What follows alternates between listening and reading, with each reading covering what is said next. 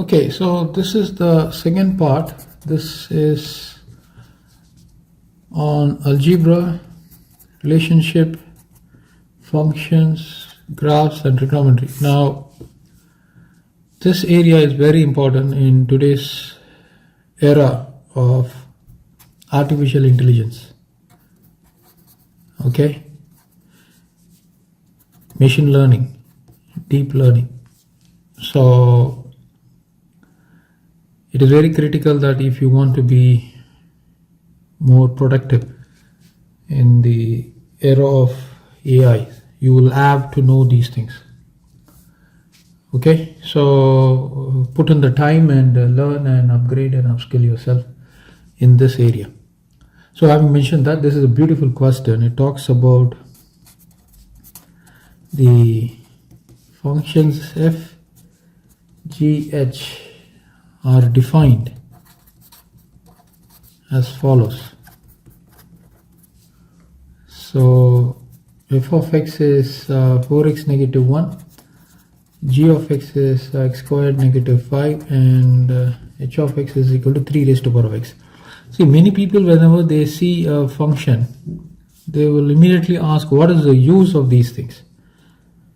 Now, in this world, you will have to understand this. Everything can be associated to a function.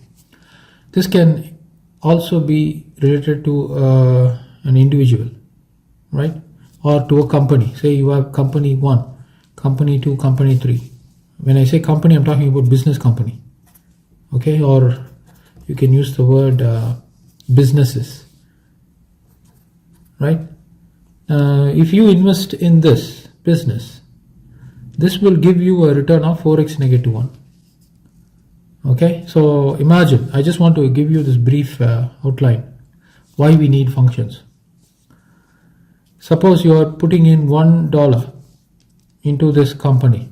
This company will give you a profit of 4 times of 1 negative 1, which is 4 negative 1, which is equal to 3. $3 return it gives you. Now this company, if you put in $1, it gives you 1 squared negative 5, 1 minus 5, which is equal to negative 4. That means if you put in $1, you will face a loss. But that does not mean this company is bad. It only means you will have to think twice about the amount of money you are investing. Okay, so there are different angles to each of these. And next is, if you're putting in $1 here, you are getting a return of how many? 3 raised to the power of 1 is equal to $3. So if your investment is just $1, you can go with company 1 or company 3. But if you change your investment to $2, then what would happen to the situation? If you put in $2, I'm just giving you a brief, or $3, say if you put in $3, then the equation changes. So $3, this is going to be producing you 3 4s are 12, 12 minus 1, $11. For $3, this is going to be producing you 9, 3 squared is 9, 9 minus 5, $4. And for $3, this is going to be producing 3 raised to the power of 3, that is $27. Now I am just using $3. Now this $3 can be $300,000, $3 million, or even $300 million. So depending upon the amount invested, these companies are producing different outputs. Now this is just an example why we need functions. So without functions, nothing can exist in the field of businesses. Just to give you a basic example.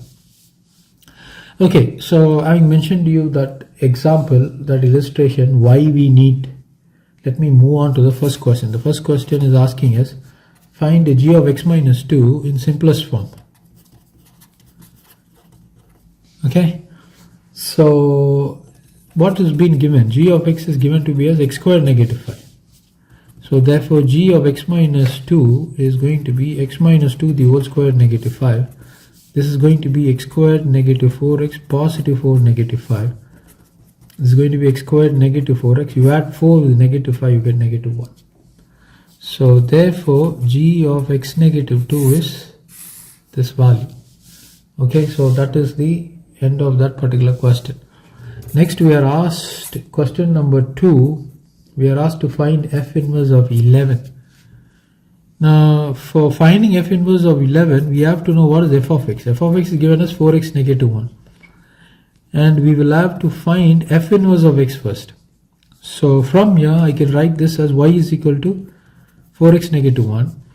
I replace y with x and x with y.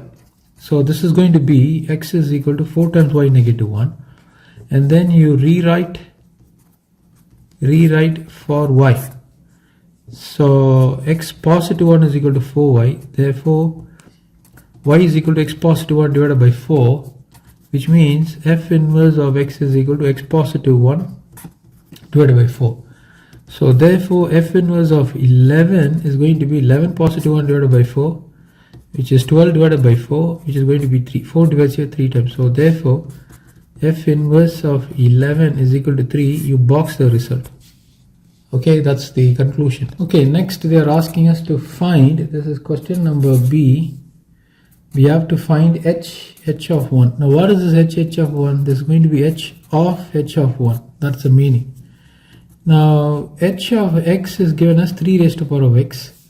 So therefore h of 1 is going to be 3 raised to the power of 1, which means h of 1 is equal to 3. So hence h of 1 is equal to h of 1 is 3.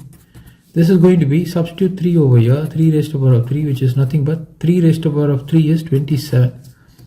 So therefore h of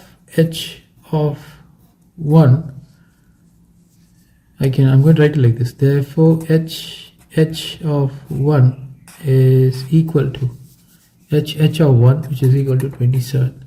So you can box this result. Okay, so this is the next part of the question. We've been given this table and we are expected to complete it. So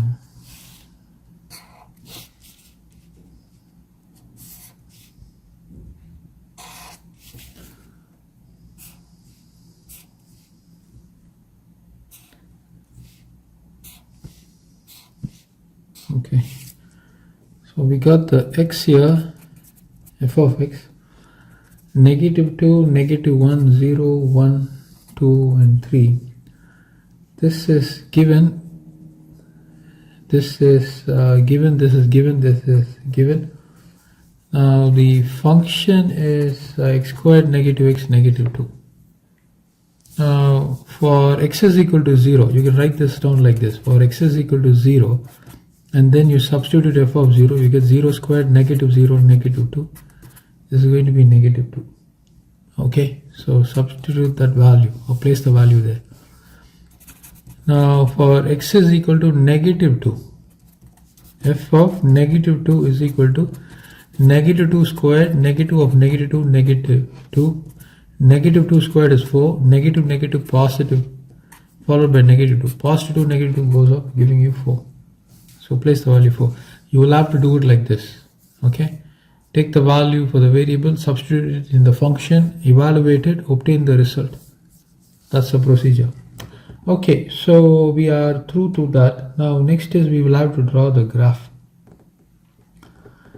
Now they have given us a scale. So what is the scale? Scale is, you take 2 cm is equal to 1 unit. So we will have to write the scale, x-axis. I'm going to write it like this. X-axis 2 cm is equal to 1 unit. And y-axis 2 cm is equal to 1 unit. Now you will have to write the scale for all the graphs. Whenever you're drawing a graph, you have to write the scale. Without the scale, your graph can be marked wrong and awarded nil. Okay, so having mentioned that information, let me show you how to draw this graph. So if you would have written it like this, it does not matter that you will have to exactly go with 2 cm. When I say you need not have to go exactly with 2 cm when you're marking in the graph, papers like this, white sheets. right? But you cannot do the thing on grid sheets. Okay, if your graph sheet is drawn on plain white paper, then you can actually mention the scale and move on. So that is the tip that I'm giving you here. But on the grid, ensure that you are plotting exactly on 2 cm, right? So this is x-axis, this is y-axis. Okay, y-axis. Now how do I plot this? When x is equal to 0, so since I mentioned the scale, the examiner will know that this is the scale I'm operating on with. So I'm going to take this as 1, 2, 3, 4, 5 and so on and so forth. This is 0. So 1, 2, 3, 4, 5. This is negative 1, negative 2, negative 3, negative 4, negative 5. This is 1, 2, 3, 4, 5, negative 1, negative 2, negative 3. Okay. Now x is 0 and y is negative 2. X is 0, y is negative 2. The graph makes a hit here. Next, y is 0. Check this point. Y is 0, x is negative 1. Y is 0, x is negative 1. Graph makes a hit there. Next, y is 0 and x is 2. Y is 0, x is 2. So the graph makes a hit here. Okay, so the graph is going to be flowing like this. Now we will have to find the axis of symmetry. Okay, so let me show you how to get the axis of symmetry. Probably I'm going to do here x is equal to negative b over 2 times a. This is the formula. Now this is the functional value where a is equal to 1, b is equal to negative 1 and c is equal to negative 2. Substitute it here. X is equal to negative of b is negative 1 and a is 1. Negative negative positive and 2 into 1 is 2. 1 over 2, that's 0.5. So x is equal to 0.5. This is going to be my axis of symmetry. Okay, 0.5. Between 0 and 1, it's a middle line. So if I were to draw this axis of symmetry, it's going to be looking, it goes all the way. Okay. Now you will need to reach the minimum point. You will have to know the minimum point. So 1 over 2, you substitute over here. Okay, 1 over 2, if you substitute here, what do you get? This is 1 over 4 negative 1 over 2 negative 2. Now take the LCM as 4, you get 1, 2 divides 4 2 times 2 and 1 4 negative 8. So negative 10 added with 1 is going to give you negative 9 over 4. Negative 9 over 4 is 4 divides 9 2 times. You have a 5 there.